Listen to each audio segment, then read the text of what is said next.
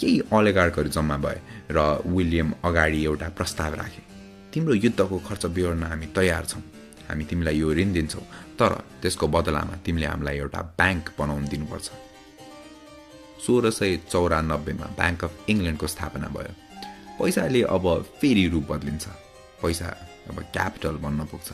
Glorious revolution पछि England एउटा राजतन्त्रात्मक सार्वभौम सत्ताबाट सांवैधानिक सार्वभौम सत्तामा बदलियो। यो भनेको राजाभन्दा माथि कानुन हुन्छ र कानुन राज्यको संविधानबाट आउँछ भन्नु हो। तर इङ्ल्यान्डमा आजसम्म पनि लिखित संविधान छैन। इङ्ल्यान्डको संविधान सांसदले नै बनाएको कानुन र अदालतमा न्यायाधीशले लिएका फैसलाहरूबाट आउँछ।